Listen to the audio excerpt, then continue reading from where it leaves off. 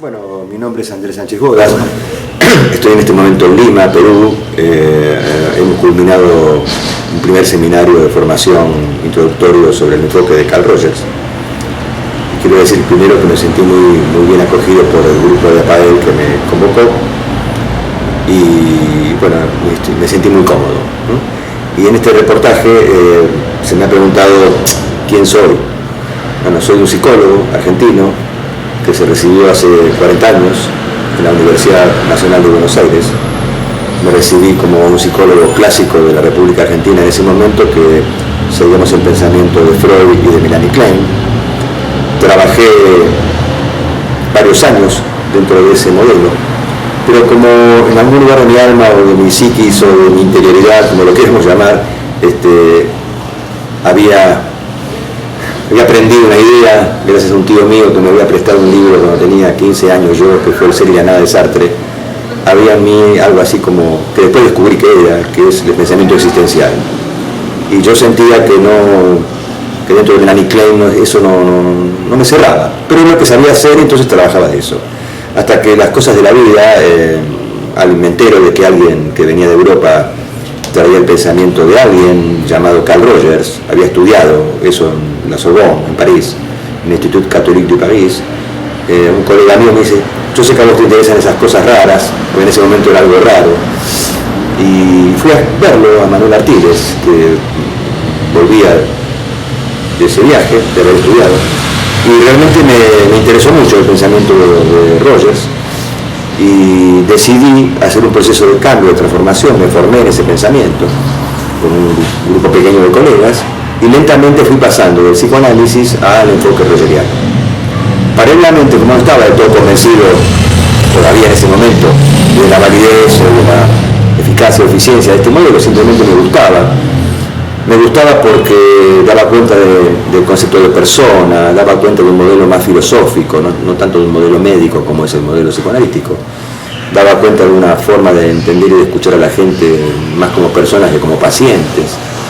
Daba cuenta de esta idea existencial de Sartre y después, bueno, Heidegger, Merleau-Ponty, Husserl y todos esos autores, Spinoza, Kierkegaard, Camus, uno podría nombrar muchos autores hoy. Y exploré la Gestalt, hice cursos, me formé en Gestalt también algún tiempo, exploré el psicodrama, exploré el ensueño despierto, también hice algunos cursos de pensamiento sistémico. Sí, realmente recorrí muchas líneas, estaba buscando mi identidad profesional, sabía que no quería ser psicoanalista y todavía no sabía bien qué quería hacer, mientras tanto seguía atendiendo. Espero no haber hecho mucho daño en ese momento con mi búsqueda de identidad, hasta que alrededor de mis 30 años aproximadamente decidí, me convencí de que el enfoque centrado en la persona, así se llama hoy, de Carl Rogers, era mi modelo, porque encaja con mi persona. Un modelo que básicamente busca el encuentro, busca la salud, cree que es posible la salud, el desarrollo de los potenciales, todo eso que sabemos o saben algunas personas que toma ese modelo. Eso me llevó hacia conocer lo que es el counseling, porque Rogers fue uno de los principales motivadores de esta disciplina que existe en 40 y pico de países. Y bueno, decidí crear una institución, decidí introducir esa profesión en mi país y bueno, y hoy soy el introductor de esta profesión en Argentina y el transmisor de esta idea.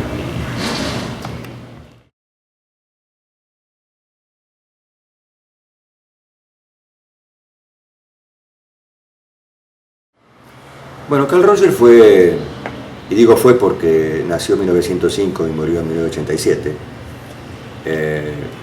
uno de los principales propulsores del movimiento humanístico de la psicología internacional. Fue un psicólogo, uno de los pocos psicólogos en la historia que creó una escuela, que creó una línea, y eso creo que no es casual, porque la línea es una línea psicológica, como dije, no una línea médica. Fue un empirista, fue un práctico, que durante muchos años asistió niños y después personas adultas, aislados de alguna manera en un momento de la historia norteamericana, en un pueblo llamado Rochester. Eso implicó que él, sin darse cuenta, y esto es lo gran valioso de este psicólogo, que empezó a transformar lo que le habían enseñado, y sin darse cuenta inventó una teoría, inventó un método, inventó una forma de ayudar a las personas a sentirse mejor, a lograr su bienestar. Cuando volvió, y esto es una metáfora, diríamos, chistosa, cuando volvió a la civilización académica en la Universidad de Wisconsin, porque lo contrataron para dar clases y estar ahí, y él comentaba lo que hacía y le decían: doctor, lo que usted hace no lo dijo nadie. Y entonces, ¿qué tuvo que hacer ahí? Ayudado por la universidad y sus alumnos, fue construyendo toda una teoría. Tuvo que ponerle nombre a lo que él hacía. Esto yo insisto mucho en esto, porque viste que vieron que hay muchas escuelas, muchos autores que teorizan sobre teoría, ¿no es cierto?, sobre la teoría de otro, y practican lo que practican sobre la teoría de otro. No está mal hacer eso tampoco, de alguna manera es lo que hacemos la mayoría. Él lo sacó de su propia empiria, de su propio trabajo, y creó un modelo que está considerado entre los 10 modelos más importantes de la psicoterapia y el counseling del mundo. Se han hecho encuestas, algunas lo posicionan en un cuarto lugar después de Freud, de Watson, de Skinner, ¿no? Y ha tenido influencias importantísimas en el mundo, la sigue teniendo, esencialmente en la psicoterapia, en la educación y algo que se conoce poco de él, que es el trabajo social político que hizo en los últimos años. En psicoterapia, porque creó un método terapéutico. En counseling, porque creó una forma de hacer counseling. En educación, porque se dedicó mucho a analizar la educación norteamericana, donde él vivía. Hizo tremendas críticas al sistema educativo americano y generó lo que se llama educación centrada en el alumno, de lo cual hay libros escritos. Hay uno que es Freedom to Learn, que es Libertad para Aprender, está traducido de varias maneras. Es un libro revolucionario. Fue por eso echado de muchos lugares. A veces yo lo comparo metafóricamente con Freud, ¿no? Que estos genios, cuando dicen cosas, a veces enojan mucho al establishment de esos lugares. Y fue muy criticado, entre otras cosas porque es un autor simple, sencillo en cómo escribe y profundo en lo que dice y hace.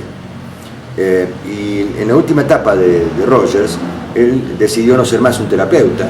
Ya creo que había pasado su tiempo de atender personas, se dedicó a los grandes grupos, y toda su teoría de lo humano la fue aplicando en cómo mejorar los vínculos. Y de hecho fue convocado a diferentes países, por ejemplo a Sudáfrica, para trabajar el tema del apartheid. Fue también convocado a Irlanda para unir grupos que todos sabemos que había y sigue habiendo grandes divisiones de católicos, protestantes. Y hacía grupos de encuentro donde estos líderes políticos, cuando podían conocer a su opositor como una persona, ¿no?, se sorprendían de pensar que enfrente, al que a lo mejor hasta ayer se estaban tirando tiros, era una persona igual que él. Eso ayudó mucho, tanto que fue candidato a Premio Nobel de la Paz. No se la dieron, pero fue propuesto varias veces por sus libros y sus aportes. Si se me pregunta también, cuáles fueron sus influencias, es muy curioso esto, porque en realidad él fue formado como un típico psicólogo norteamericano de la década del 20 y 30, en psicoanálisis y en conductismo. Y vuelvo a repetir, desde la empiria, sin saberlo todavía, recién a los 40 y pico de años, él descubrió, gracias a sus alumnos, que era un existencialista y era un fenomenólogo. Y ahí él dice que empezó a leer a Husserl, empezó a leer a Heidegger. No lo dice en ningún lado, pero yo supongo que lo hizo también a Merleau-Ponty, porque es notorio la influencia de estos autores en los libros posteriores a esa época, a Kierkegaard también. Creo que el primer autor que leyó fue Kierkegaard, si no me olvidé. Y también es importante, recobró algo que había quedado en su historia, que fue todo el pensamiento oriental, que como sabemos también está muy vinculado al pensamiento de Heidegger. Y si uno lee sus textos es evidentísimo la influencia oriental. No explícita, él no dice en ningún lado, esto me inspiró en. Y también es interesante decir otra cosa, también se nota mucho la influencia religiosa. Él era hijo de pastores protestantes, muy rígidos.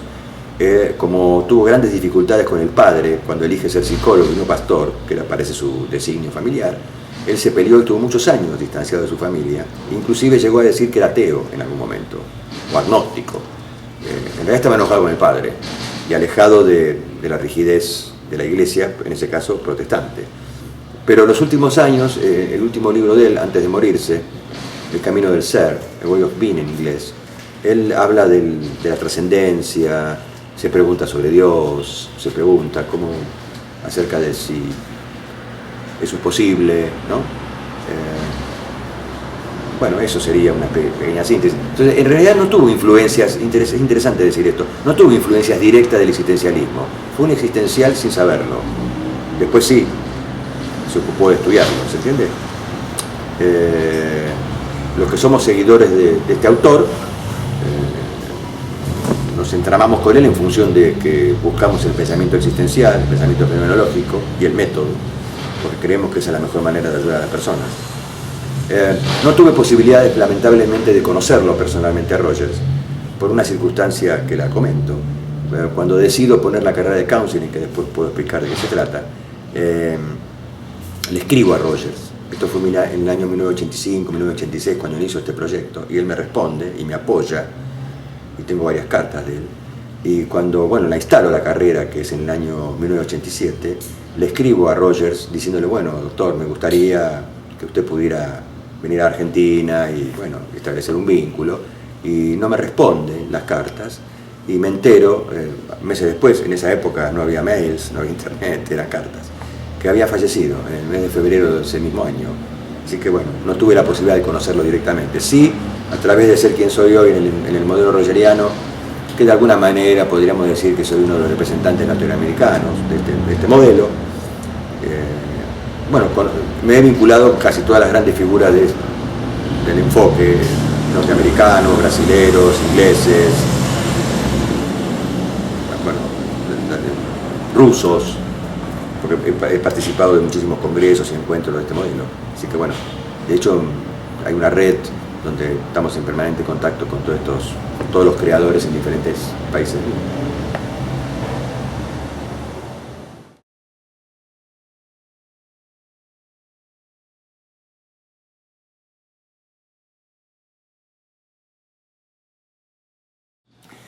Es lo que este autor lo que fue creando, como dije, casi sin darse cuenta, ¿no? En la práctica. Tuvo que conceptualizar, porque cuando uno crea una línea terapéutica, como es el caso de él, hay que poder contársela a los demás y sobre todo a nivel académico. Y voy a hacer una breve síntesis de sus principales conceptos teóricos, ¿no? Como era una persona que además había vivido en el campo y había visto el funcionamiento de la naturaleza, tiene un principio bastante biológico en su concepción. No es que sea biologicista, sino que, ahora lo voy a explicar más claramente. Él cree que todos los seres vivos tienen una fuerza vital, podemos llamarle pulsión vital si queremos. Él le llamó tendencia actualizante. Si todo ser vivo tiene una tendencia a poner en acto sus potencialidades si las condiciones se lo facilitan y se lo permiten. Entonces la tarea que él dice, ¿cómo podemos hacer nosotros para pensar en cuáles son las condiciones adecuadas para que un ser humano crezca positivamente y despliegue sus potencialidades? Y esto de desplegar potencialidades es lo que se notaba cuando se veían las grabaciones y las filmaciones, porque como la universidad lo ofreció y él lo aceptó, y es interesante, porque si bien era un fenomenólogo sin saberlo, y un existencial sin saberlo, por otro lado era un psicólogo norteamericano, donde la importancia de la investigación era clave en ese momento, sobre todo para ser aceptado en medios académicos. Entonces la forma que eligió, que decidió él, fue grabar sesiones directamente y observarlas con un equipo de trabajo. Le decía a sus consultantes que iban a ser, si aceptaban o no ser grabados, y entonces comparaban el método con otras grabaciones de otras líneas. Y entonces es interesante contar también que cómo vamos llamando a esto que usted hace, doctor, le decían los discípulos, ¿no? De alguna manera. Y ahí aparecieron conceptos que hoy algunos son muy conocidos, pero que fue uno de los, si no fue el primero, estoy seguro que fue de los primeros colegas que introdujo el concepto de empatía, por ejemplo. Es imposible atender a alguien, en cualquier línea, decía Rogers, ¿no? Si uno no se pone en lugar del otro, ya sea emocional y cognitivamente, ¿no? En el marco de referencia del otro. Es imposible ayudar a alguien si uno no se despoja de sus propios valores y lo acepta incondicionalmente, que sería una segunda condición. La empatía es la primera la segunda la aceptación incondicional. Y obviamente para poder ser empático con el consultante y ser incondicional uno tiene que estar en un estado de coherencia interna. Con eso él generó lo que se llama un trípode, un terceto, un trípode actitudinal: empatía, aceptación incondicional, comprensión empática también le dicen algunos, aceptación incondicional y congruencia o autenticidad. Para él condiciones necesarias y suficientes para un proceso terapéutico. Si eso se instala en un vínculo, para Rogers esto ya es un proceso curativo en sí mismo, ¿se entiende? Una relación que es curativa en sí misma. Sea de un vínculo terapéutico, él también después, podemos verlo, también lo traslada a las relaciones de pareja, de familia, a la escuela, ¿no? Por eso la enseñanza que propone Rogers, si bien es leer la teoría de personalidad que tiene, todas las construcciones teóricas que hizo a posteriori, dice que es imposible ser rogeriano, trabajar con el modelo de él, si la persona no experiencia estas tres actitudes y no las puede poner en práctica con sus consultantes o pacientes. Es importante también aclarar que cuando hablo del concepto de empatía, que a veces está muy mal entendido y mal usado, en general por muchos colegas, está pésimamente usado, él no lo usaba como una herramienta o un instrumento, sino no lo usaba en realidad, se instalaba en una relación empática, que no es lo mismo, como hacen algunos colegas, se ponen en lugar del paciente o del consultante para después interpretarles, darles un consejo, una sugerencia. Él lo que hacía es estar en situación de empatía permanente en esa hora, en esos 50 minutos o en el tiempo que estaba con su consultante. Para ello estaba también en situación de incondicionalidad, la aceptación incondicional, y para eso también estaba, en la medida de sus posibilidades, en estado de congruencia o autenticidad. A partir de allí, él hablaba, obviamente, intervenía, decía algo ante el discurso y la demanda de su paciente o consultante. Y también hubo que ponerle nombre a esas cosas que él hacía, y los nombres que hoy se conocen son reflejos simples, que de alguna manera implicaban intentar comprender en lo lingüístico, en este caso, ¿no? O también en lo gestual, qué estaba diciendo su consultante, y se lo devolvía con una intención nada más ni nada menos de que el consultante se sienta escuchado, aceptado, comprendido, y para que pueda seguir hablando y abriendo su esquema, en ese caso verbal, y después descubrieron que también eso facilitaba mucho la ampliación de la percepción, con ese simple recurso, que no es, como algunos lo han ironizado, repetir palabritas, sino estar, como los que sabemos fenomenología, hacer una reducción fenomenológica, una epogé, como también se llama, llegar a la esencia del discurso, y a partir de ahí, con una palabra, dos o tres, o una pequeña oración, poder decirle: ¿usted me está diciendo esto? Ajá. Y chequeaba. Después también hacía otra cosa, que hubo que también ponerle nombre, que estaba atento, él muy atento, a qué emoción o qué sentimiento estaba ahí latente, no dicho, no expresado por el consultante, pero que estaba ahí, en ese vínculo, en esa relación. Y él le ponía nombre. Decía: ajá, parece que está triste, o parece que hay tristeza aquí, o detecto tristeza. Hubo que ponerle un nombre, se le llamó reflejo de sentimiento, de feelings, ¿no? Él después se queja de esto. Cuando él lee esto, bueno, voy a terminar de explicar y después digo de qué se queja Rogers, de esto mismo, de él mismo. Pero también él hacía otra cosa. Pasaban varias sesiones, varias entrevistas, y él hacía una intervención de asociar, ¿no?, cosas que el consultante había dicho, ¿no?, en sesiones anteriores, con lo que estaba diciendo en ese momento. Diríamos que se podría parecer a una interpretación, pero no era una interpretación en el sentido psicoanalítico, estoy hablando, porque siempre interpretamos cuando hablamos, cuando percibimos la realidad, sino en el sentido que él no incorporaba teoría, sino: vos me dijiste hace un mes atrás tal cosa, ahora me estás diciendo tal otra, ¿no es cierto? ¿Qué asociación podemos hacer entre esto y esto? Eso le puso un nombre que se llamó reflejo elucidatorio, porque elucidaba, ayudaba a pensar. Diríamos que es el aspecto más cognitivo del método rogeriano, porque él, si se puede llamar método, porque él consideraba que también la persona, además de conectarse con su experiencia emocional, era bueno que también la pensara, obviamente, ¿no? ¿Por qué digo que se quejó después? Porque lamentablemente muchos colegas, discípulos, enseñaban el modelo de Rogers enseñando a reflejar, ¿no?, como si fuera una técnica. Ahora vamos a hacer un reflejo simple, después un reflejo de sentimiento, un reflejo elucidatorio, ¿no es cierto? Y no es lo que Rogers quiso decir. Él lo hacía, le salía espontáneamente en la experiencia de vínculo profundo que establecía con sus consultantes. Por eso desechó un poco esos nombres, y prefirió llamar chequeo de percepciones a lo que él hacía. Chequeaba, ajá, estás sintiendo esto, ajá, estás pensando esto, ajá. Él fue un terapeuta verbal, no utilizaba otro recurso más que la palabra. Él lo dijo varias veces en algunos reportajes y artículos, que le hubiera gustado también incorporar otras cosas, pero a él no le salían bien. Inclusive admite y admira a su hija Natalie Rogers, que incorpora el arte y otros recursos, y colegas posteriores que empiezan, como Gendlin, por ejemplo, que crea el focusing, o algunos colegas, entre los cuales me incluyo, que a veces incorporan recursos de la Gestalt, o del psicodrama, o de visualizaciones, recursos digo, no es que son psicodramatistas, nada, sino que algunos recursos que pueden ser válidos, porque son tomados de líneas terapéuticas que tienen, por lo menos en algunos aspectos, cierta similitud epistemológica y filosófica, líneas humanísticas, como es la Gestalt, el psicodrama moreniano, el focusing de Gendlin, ¿se entiende esto? Porque no es que le use un recurso del conductismo, sino un recurso que puede ser compartido con el consultante, ofrecido al consultante en algún momento. Si el consultante quiere, se hace; si no quiere, no se hace.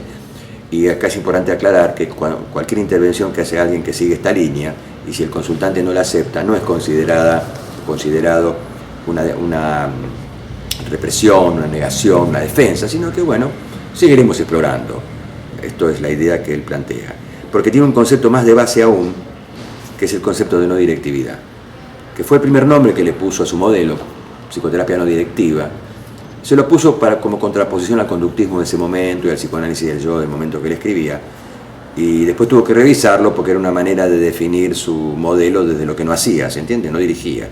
Pero es interesante porque esa impronta no directiva, aunque él después le cambió el nombre por psicoterapia centrada en el cliente y después por psicoterapia centrada en la persona, y más aún por enfoque centrado en la persona, porque él considera que su modelo es mucho más que una psicoterapia o counseling, es un modelo, es un enfoque, un modo de pensar las relaciones humanas. Como psicólogo, psicoterapeuta lo puedes aplicar, como counselor lo puedes aplicar, como educador lo puedes aplicar, y también, ¿por qué no?, en tus vínculos personales. Y por eso le prefiero llamarlo Person-Centered Approach, así se llama en inglés, una aproximación centrada en la persona, un enfoque centrado en la persona, ¿se entiende? Porque considero que era más amplio que le había aportado. Eso ya más de grande lo hizo. A ver, vuelvo a insistir, Roger usó solo el método verbal, pero muchos neo-rogerianos o posteriores a él, entre los cuales me incluyo, también incorporamos otras metodologías que consideramos válidas para facilitar lo que es la apertura perceptual. ¿Por qué facilitar la apertura perceptual? Porque también se piensa que es la salud y la enfermedad desde este lugar. ¿Quién está sano, quién está enfermo? Gran debate que bueno, podríamos discutir en congresos largo y tendido, y quizás nunca nos pondríamos bien de acuerdo, pero de alguna manera él plantea un concepto de desarrollo de los potenciales. ¿Qué quiere decir? Una persona que podríamos llamar sana, discutible como nombre, pero bueno, para ponernos de acuerdo, es una persona que en principio tiene los problemas cotidianos de la vida, los tiene porque quien no, somos personas, pero fluye en la vida, es un siendo en la vida, transita la vida manejando esos problemas de la mejor manera, sin perjudicarse y sin perjudicar al otro, y con un valor. Es importante, Roger le da mucha importancia a los valores también, un valor humanístico, un valor que implica la consideración de nosotros, la consideración del otro, no solamente la realización personal e individual, ¿se entiende? Ahí está el concepto de persona también, que es un concepto debatible y se está hoy, en 2013, que estamos debatiendo, porque también muchas veces cuando uno habla de persona parece que se confunde con individuo, y persona es vínculo, persona es nosotros, persona es el otro y yo al mismo tiempo. Bueno, gran debate al respecto de este concepto, pero bueno, él consideraba que la persona siempre es en vínculo, en relación, no es un individuo indiviso, en ese sentido.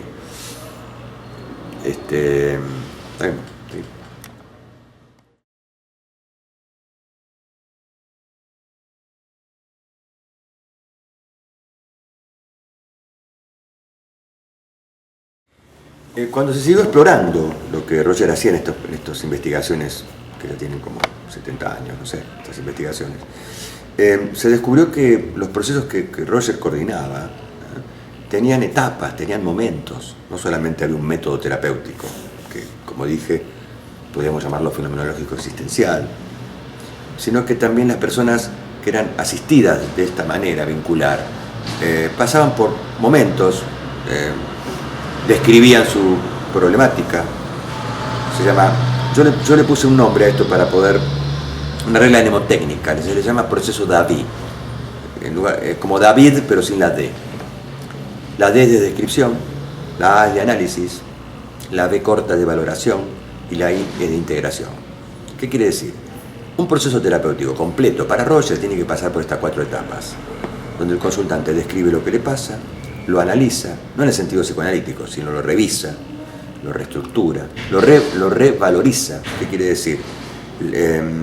Las personas tenemos constructos adquiridos en nuestra historia, en nuestras vidas de relación, en nuestras vidas pasadas y presentes, y es importante revisarlas, ya sea cognitiva, pero también experiencialmente, conectarse con lo que se siente con esas construcciones. Y si lo logra, que sería el ideal, se integra de otra manera. ¿Qué quiere decir? Las personas, si nos vienen a ver, es porque algún grado de desorganización tienen, algún grado de ruptura entre la experiencia de su organismo y la realidad, entre su ideal, entre su sí mismo, lo que pretende y lo que le pasa, y también quizás algún tipo de sufrimiento manifestado en lo que comúnmente la psicología médica llama síntoma, palabra a debatir también. Y por eso consulta, si no, no consultaría, si no hubiera algún malestar. Y la idea de Rogers fue siempre cómo podemos hacer para que a través de este encuentro terapéutico, de persona a persona, revise ese malestar, lo resignifique, lo revalorice, lo resuelva, obviamente, de alguna manera, y encuentre una manera de vivir donde predomine el bienestar. No era un iluso, ni ningún idealista, ni ningún, vamos a ser sinceros, ni ningún idiota, sabía que era imposible vivir en estado de bienestar permanente, sino lograr espacios más o menos constantes de bienestar, ¿se entiende? Es decir, nadie logra estar en bienestar todo el tiempo, salvo, no sé, alguna persona muy especial. Pero, y eso se llamaría integración, que sería más o menos lo que él podría pensar una persona sana, una persona integrada. Y si una persona está integrada, en general, elige lo mejor para sí y los demás, en sus conductas, en su vida. Y elegir lo mejor para sí y los demás es vivir adecuado a sus intereses, a sus valores, a sus proyectos. Eso sería, de alguna manera, una muy sencilla definición, es mucho más complicada en los textos. Es interesante, porque también se puede debatir desde este modelo el concepto de enfermedad. Yo a veces esto lo digo cuando doy mis cursos, poca gente sabe, si bien hay varias maneras de entenderlo, pero hay una que es muy interesante, que es, enfermedad viene de una palabra que es infirmar, algo así como que algo que debe funcionar de determinada manera no funciona, por eso es una palabra médica, ¿no? Es decir, fíjense, Buber, autor interesante, muy vinculado filosóficamente a Rogers. De hecho, Rogers tuvo entrevistas con Buber cuando descubrió que él era un existencial. Con Paul Tillich también tuvo entrevistas y hay diálogos con estos autores. Y con Maslow, y entre todos ellos y muchos otros más crearon el movimiento humanístico en el año 1962. Fíjense que él decía, claro, ¿por qué utilizamos conceptos de la medicina? ¿Por qué hablamos de enfermos? La medicina está bien que hable de enfermos, porque, voy a dar un ejemplo sencillo, un riñón está hecho por quien sea, o por la evolución, por Dios, por lo que cada uno quiera creer, para filtrar, y si filtra, confirma su función, y si no filtra, la infirma. Y ahí está claro. Y de alguna manera la función de un médico es hacer que ese riñón vuelva a funcionar como debe funcionar, es decir, confirme su función. Ahora, gran debate sería pensar cuál es la función de la psiquis, cuál es la función del alma, y cuál es la adecuada y la inadecuada, ¿no?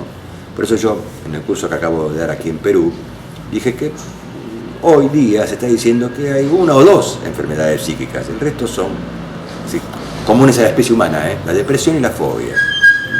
El resto son problemáticas, patologías puntuales, culturales. Es interesante leer a Foucault en este tema, ¿no? Para entender mejor esto que estoy diciendo.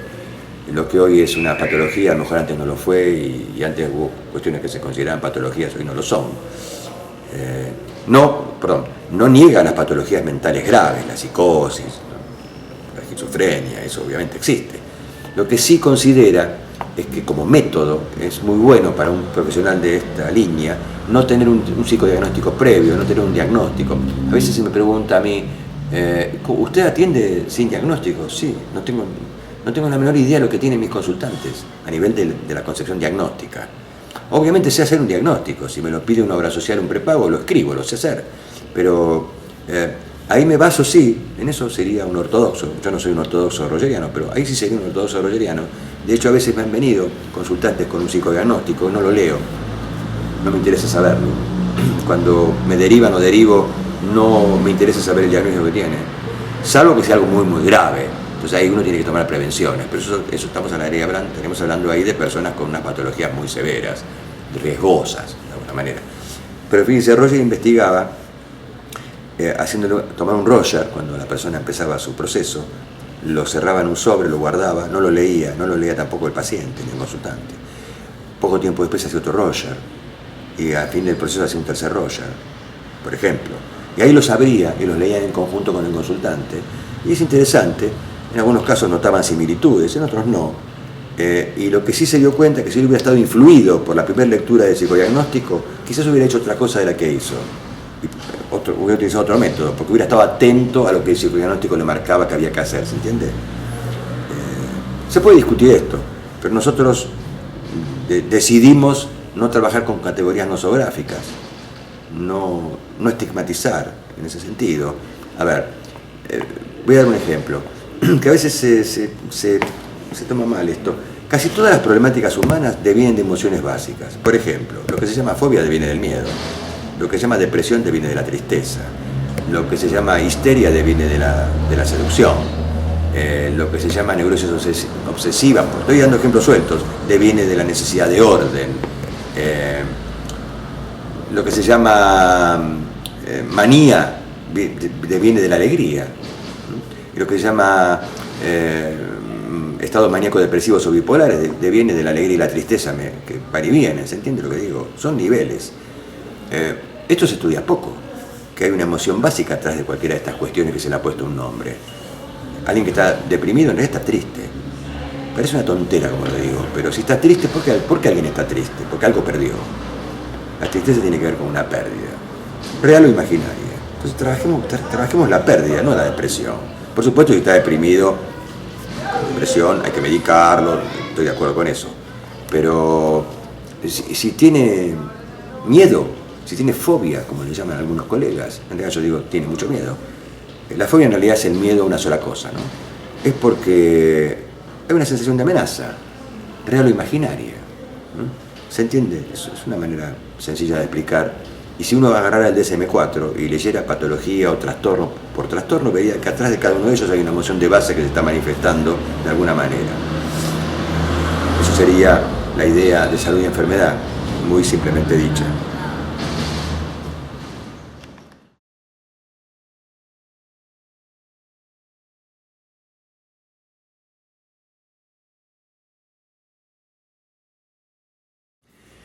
Bueno, esto es importante porque nosotros, cuando decimos que atendemos personas, no es una palabra nada más. Es decir, a mí no me viene a ver un fóbico, no me viene a ver una neurosis obsesiva, me viene a ver Juan, que tiene miedo, me viene a ver Alondra, que tiene algunas conductas rituales y sufre por eso, me viene a ver Rosa, porque tiene dificultades matrimoniales, me viene a ver José, porque tiene dificultades de impotencia sexual, pero en realidad viene a ver porque se siente poco hombre, porque sufre por eso. Entonces si bien estas personas que estoy imaginando y estas 3-4 situaciones que imaginé, obviamente significan un problema, no hay ninguna duda. Nosotros no pensamos que sean síntomas, pensamos que son problemas. Esto es importantísimo, porque si uno considera que es un síntoma, que es una enfermedad, tendría que elaborar una estrategia diagnóstica, psicoterapéutica, metodológica. En cambio, fíjense que es muy curioso, cuando uno lo piensa como una persona que tiene miedo, como Juan, que está miedoso, es muy interesante, porque se puede trabajar más rápidamente esa problemática, que si uno piensa que tiene una fobia, por ejemplo. Pero además, esto permite a la persona sentirse comprendida como tal, y no como un enfermo o como un nombre. Vuelvo a repetir lo que dije un poco más atrás, es que obviamente si uno trabaja para un sistema médico, probablemente uno tenga que utilizar alguna terminología, no lo discuto, porque uno vive en sociedad y a veces necesita saberlo, pero no cuando se está en la relación terapéutica de ayuda. Juan es Juan, no un fóbico. Juan es alguien que tiene miedo, punto. Veremos por qué, veremos para qué, veremos qué significa eso para él y por qué sufre por eso. Esto también es importante trasladarlo a la fuera de Juan, de este Juan que inventé. La idea no es que solamente resuelva su miedo y que ya deje de tener ese miedo, no sé, a las arañas o a los perros, sino que también pueda, si Juan quiere y si la situación lo permite, también replantearse su sentido de vida, su existir, su estar en el mundo, su estar con el otro, con sus parejas si las tiene, con su familia si las tiene, con sus amigos si los tiene, con sus compañeros de trabajo, con su proyecto vital, con su compromiso político. Roger mucho no se metió en este tema de lo político, sí ayudó a conflictos políticos, pero nunca se explicitó muy bien cuál podía ser su ideología, aunque hay autores que lo han estudiado y dirían que en el fondo Roger, sin saberlo, era un anarquista, un idealista de que era posible algún día pensar un mundo donde no hubiera personas que mandaran a otras personas y condicionaran la vida de los demás, ¿no? Pero bueno, él nunca lo explicitó, son lecturas que se llevan a posteriori, pero sí, no tengo ninguna duda, porque además lo vemos en la práctica, como las personas que pasan por estos procesos. En ese sentido diría que podría ser similar a los que se atienden con alguien que siga a Viktor Frankl o a Binswanger, algún autor que le dé importancia a lo existencial, no solamente a la resolución del problema o el síntoma, sino a la vida como un todo, en lo que yo llamo en algunos de mis libros el nosotrear. Es un verbo que inventé, porque creo que se sabe que un verbo implica acciones, y si alguno lee algunos de mis libros, sobre todo el enfoque holístico centrado en la persona, donde yo hablo del nosotrear, yo nosotreo, tú nosotreas, él nosotrea, nosotros nosotreamos, vosotros nosotráis, ellos nosotrean. Cada una de estas declinaciones de este verbo inventado implica un modo de estar con el otro. Es un modo metafórico que me pareció bueno y si alguno lo quiere leer es interesante, porque creo que estos modelos existenciales apuntan no solo a que las personas se sientan bien consigo mismas, sino fundamentalmente en el vínculo con los demás. En realidad, en el fondo, uno está esperando o aspirando. Me salió esperando, un fallido. Yo quería decir aspirando, pero está interesante, porque habla de esperanza. Un mundo mejor. No solamente curar a la persona de la patología que tiene.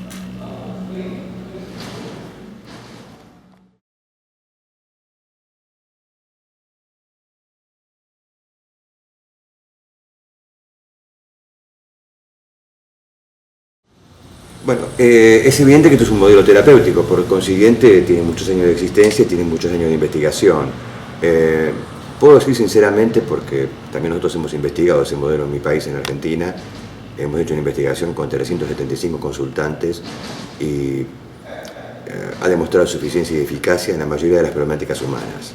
No dirían todas, creo, porque ningún método es válido para todas las problemáticas humanas. Pero en realidad, como estamos convencidos que atrás de cualquier síntoma, problema, como lo queramos llamar, hay un tema filosófico de base no resuelto, yo te diría que para el 80% de las problemáticas que las personas tienen de consultas en el día de hoy, este modelo es sumamente eficiente y eficaz. Por supuesto, insisto que uno también debe especializarse, no solamente tener este modelo, para eso uno debe formarse.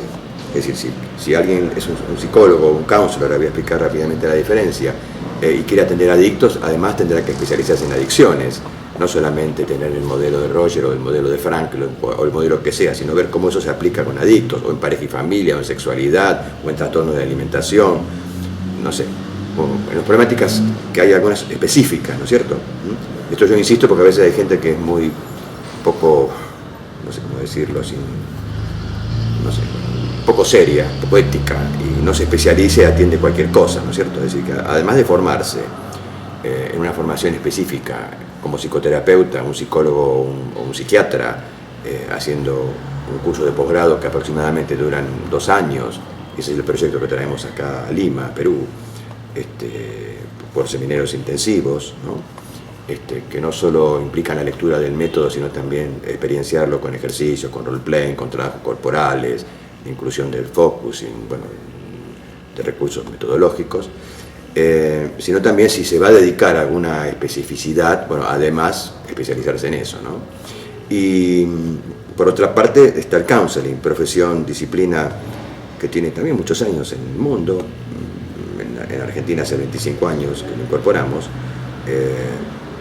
Está coreada por los norteamericanos y fundamentalmente es una profesión que la puede estudiar cualquier persona que tenga estudios secundarios completos. No hay que ser psicólogo o médico, no es un posgrado, es una profesión en sí misma, una disciplina en sí misma, que se ocupa de atender personas que no tengan patologías severas, con la idea de prevención, desarrollo personal, resolución de problemas y trabajos en equipo con psicólogos y psiquiatras para resolver problemas más graves. Es decir, el counselor rogeriano, en este caso, basado en el enfoque de Roger, que es el que hacemos nosotros, es también un terapeuta, no es un psicoterapeuta, porque no se dedica a curar a nadie, sino se dedica a facilitar procesos de desarrollo humano y personal, a resolver problemas. Por eso nosotros hemos creado una carrera que es más corta que la de la psicología, porque no requiere, si bien requiere saberes de psicopatología para no entrometerse en ámbitos que no le incumben, que es el ámbito del psicólogo o del psiquiatra, el ámbito de la psicoterapia, sino más bien el ámbito del desarrollo humano. Eso sería lo que hace un counselor. La idea nuestra acá en Perú es introducir el pensamiento, traer el pensamiento de Roger de una manera sistemática, formar personas, profesionales, como un posgrado para si son psicólogos, y también también puede ser educadores, personas que quede claro que su certificación, la habilitación será en función del título que tienen. Es decir, nosotros no vamos a habilitar a ser psicoterapeutas si no es un psicólogo clínico o no es un psiquiatra. Y podemos sí habilitar para ser counselor si cumple los requisitos que esa profesión en el mundo tiene, que bueno, aquellos interesados podrán charlar con nosotros y saberlas. Eso sería la idea.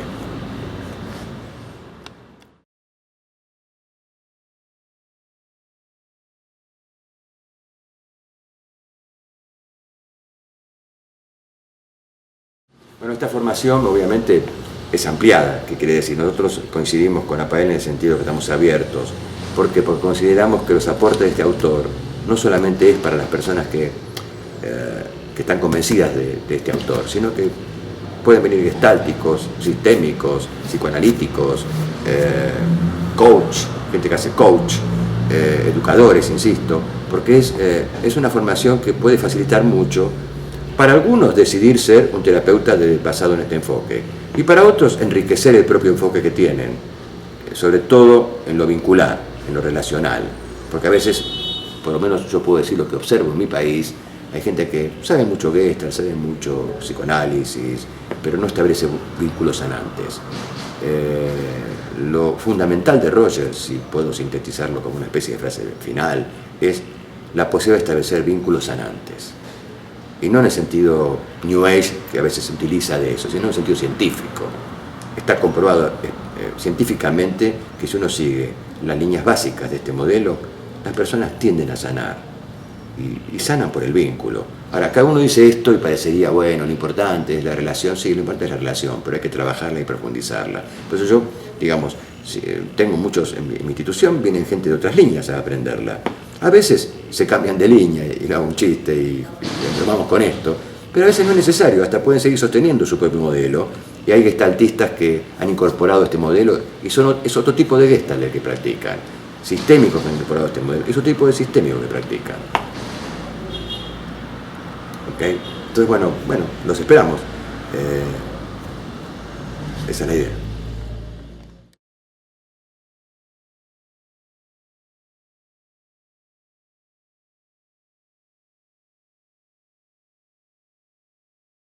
Bueno, para esta formación, ya sea de psicoterapia centrada en la persona y yo de counseling, creo que es imprescindible la formación de una institución, de una asociación, porque como en Perú todavía no está consolidado este modelo, nosotros estamos considerando de armar una asociación de psicoterapia y counseling basada en Carl Rogers. Y para eso estamos uniendo esfuerzos entre APAEL y mi institución, la que dirijo yo, que es Olo Sánchez Bodas, institución que creé hace 26 años ya, donde formamos profesionales en counseling, damos cursos, posgrados, estamos reconocidos por la NBCC, que es la entidad que nuclea internacionalmente al counseling, National Board Certificate Council International, somos representantes de ellos. También representamos a muchas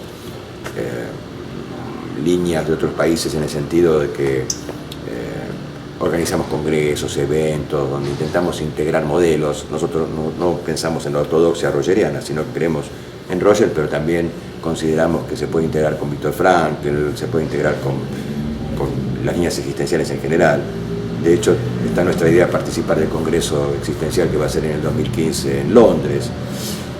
¿Por qué cuento esto de una manera también un poco rápida? Porque estamos intentando unar esfuerzos, aprovechar una experiencia que tenemos en Argentina de 25 años y poder traerla a Perú, ofrecérsela a ustedes, a los peruanos.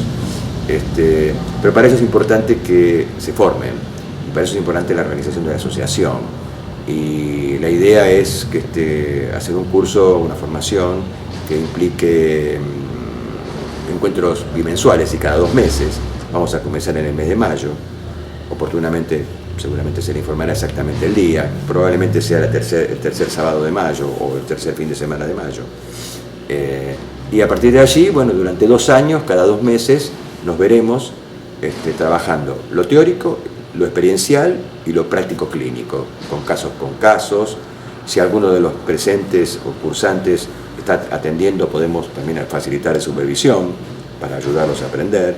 Yo traeré mis casos clínicos. Probablemente invitaremos otros docentes de mi equipo que son especialistas en alguna de las áreas más adelante, pero fundamentalmente Rogers se aprende haciéndolo, no solo leyéndolo. Yo digo siempre, hay gente que es rogeriana sin saberlo y hay gente que sabe Rogers de memoria y no es rogeriana, y yo digo que lo ideal es unir ambas cosas. Aprender a ser rogeriano significa aprender lo actitudinal, la filosofía, el sentido de la idea que trajo este hombre y perfeccionarla y modificarla, porque pasaron muchos años desde que se murió, y eso estamos nosotros, los discípulos, pero también estudiarlo, leerlo, teorizarlo y obviamente experienciarlo. Por eso nosotros trabajamos mucho con role-playing, con práctica, porque uno puede recitar de memoria una definición de Rogers y nunca saber aplicarla con un consultante, y eso a veces acontece. Así que bueno, los esperamos en mayo.